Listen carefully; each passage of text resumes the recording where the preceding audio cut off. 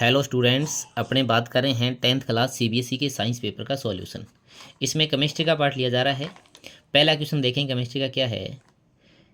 The volume ratio of hydrogen of oxygen gases electrolyte of water. तो water के अंदर hydrogen व oxygen का सॉल्यूशन रहता है H/O2:1। इसका मीन्स आपका पहला ऑप्शन सही है। सेकंड क्वेश्चन देखेंगे, which of the following set of compound does not belong to same homologous series.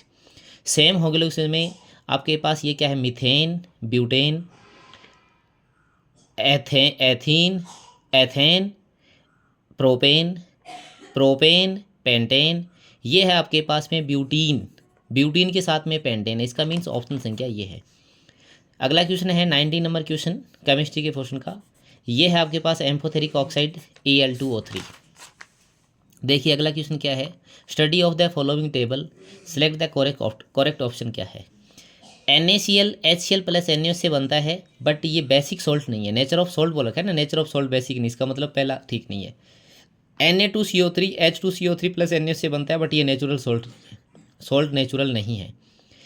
Na2SO4 H2SO4 plus NaOH बनता है, बट ये क्या है, दोनों स्ट्रॉन्ग है, स्ट्रॉन्ग बेस और स्ट्रॉन्ग एसिड। इसका मतलब ये सॉल्ट है वो एसिडिक नहीं है, न्यूट्रल सॉल्ट है।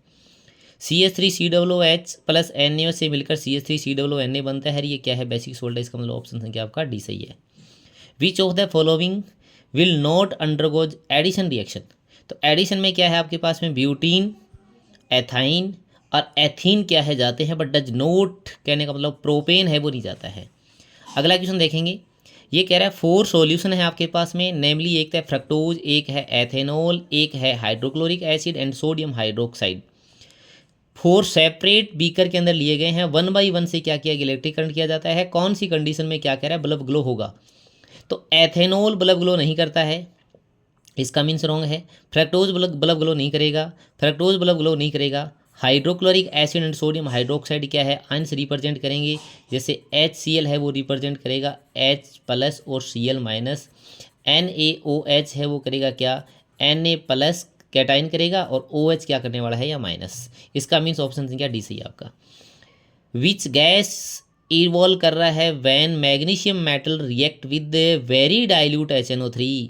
तो देखो आपको एक क्वेश्चन मिला है बुक में कि नाइट्रिक एसिड जब मेटल से रिएक्ट करता है तो हाइड्रोजन गैस इन्वॉल्व नहीं होती है, बट ये कह रहा है कि मैग्नीशियम और मैग्नीज जो मेटल है वो रिएक्ट करती है जब नाइट्रिक एसिड से, तो हाइड्रोजन गैस है वो इन्वॉल्व होती है। इसका मतलब ऑप्शन संख्या सी है। ये आपके ऑब्जेक्टिव पोर्शन आया है। नेक्स्ट पार्ट अपने अगली क्लास में मिलेंगे। Okay, thank you.